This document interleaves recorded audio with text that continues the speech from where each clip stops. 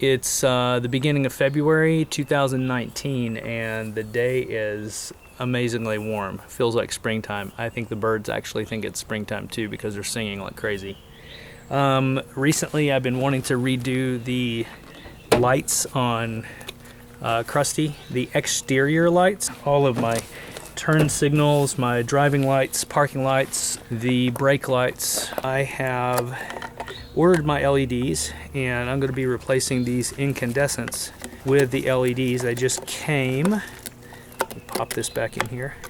LEDs finally came in from Superbite LEDs. I'm going to do half of the van in LEDs, and then the other half I'm going to leave the incandescent bulbs in there so that I can take a nighttime shot and make a comparison between those two sides. So I'm going to start with my cornering lamp, and you have to keep in mind too when you're ordering these, this is the single, I guess you'd call this a single pole, but it has a single contact in there, so it's not a dual type of bulb.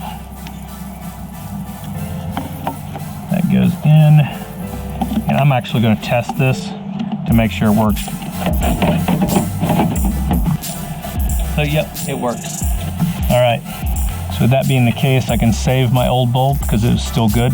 Now this thing is funky the way it goes in. You've got a little pin that slides into that sleeve at an angle, so it has to go in at an angle, and then you have the two screws on the back.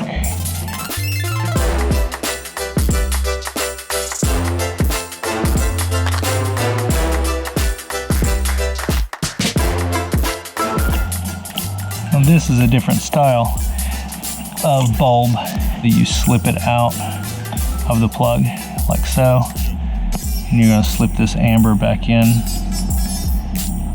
Once again, I'm going to test this before I close it all up. That works great.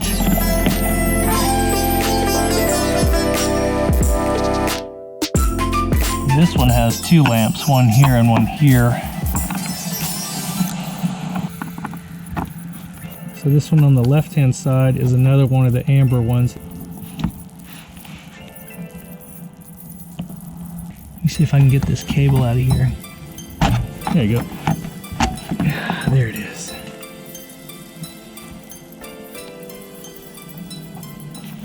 So here's where you see a situation with LEDs that you get the hyper flash, which is what this is doing right now, hyper flashing. And in order to remedy that, you have to put a load resistor on that, which this is a 12 volt load resistor.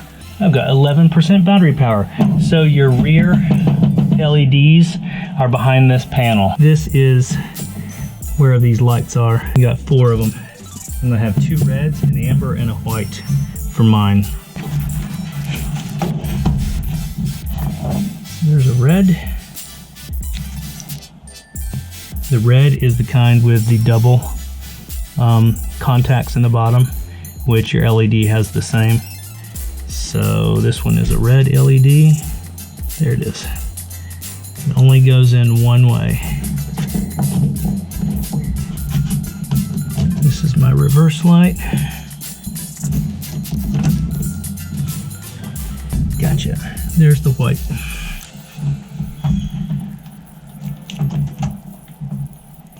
So the amber is going to be the one that I'm going to have to attach the resistor to. So that's good, and there's the hyper flash, and there's my backup light. Okay, cool. To take care of the hyper flash on the blinker, you have to install this resistor, and what it does is it drops the electricity flowing to the bulb down to a level where it'll flash intermittently at the proper rate of speed.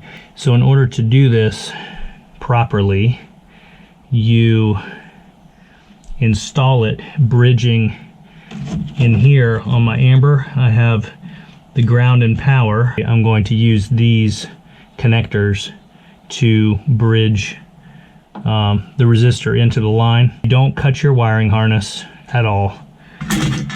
It's not necessary to do that because this little crimper will actually connect properly and it'll do what it's supposed to do. Once you've got it on there and you have your wire seated all the way, the wiring harness on the Toyota, it actually passes through. What this is going to do is it's going to pierce through the sleeve, and it's going to make a connection. Put that inside there, close that part of the flap, then bury this guy in the side. Okay, now I'm going to hold that in place, crush the connection plate in place, close the lid, and hope for the best. Hope it made its connections.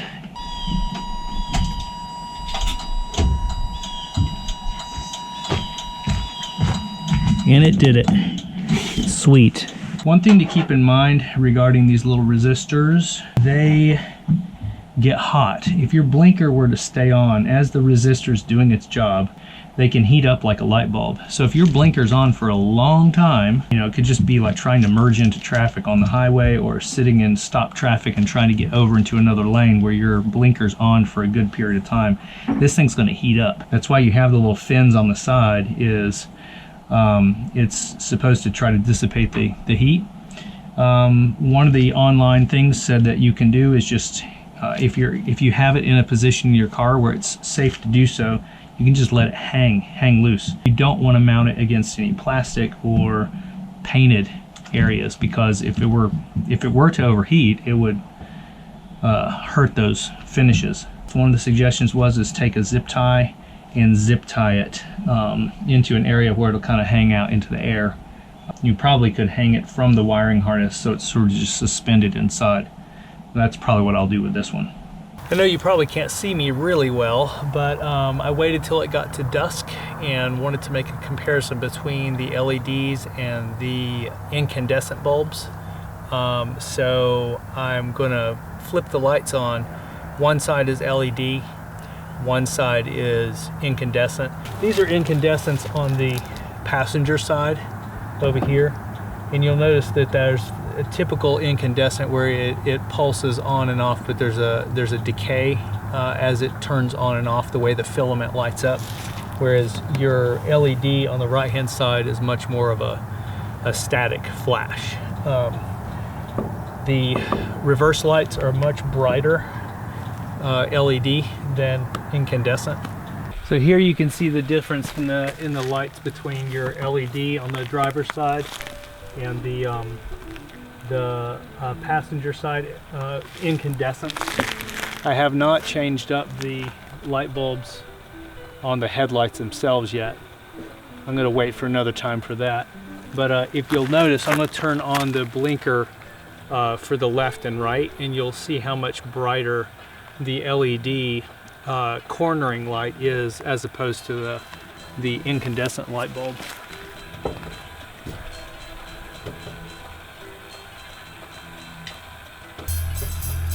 There's some brightness differences. There is flash, true flashing differences. Just overall, I feel like it's a better product.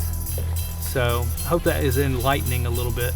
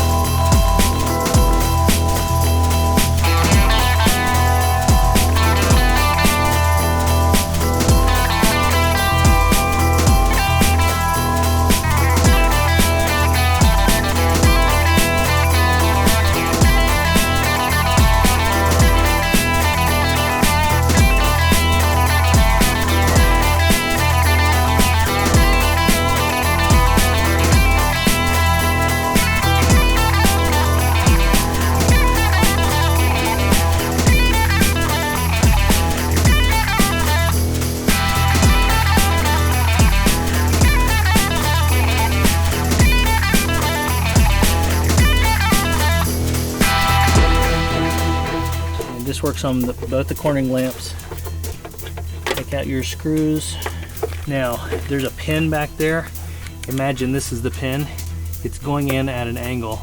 The pin holds the front of the lamp in place. And after years and years, the little rubber grommet or hard plastic grommet gets really hard, and it grips this thing like horribly so. So a lot of people are saying spray a little bit of PB Blaster back in there, and it'll keep you from, or some sort of lubricant will keep you from breaking the back of your lamp. This one's actually much more mobile than the previous one, although I'm hearing some cracking. You're going to pull it away from the van towards the front and away. And it worked. That worked without actually lubricating it. You can see your pin. It goes in that slot right there at an angle. So if you look at how it slides in, it pops in like that. That came out a lot easier than the other one. The other one sounded like I was going to shatter this whole armature here. So that went pretty well.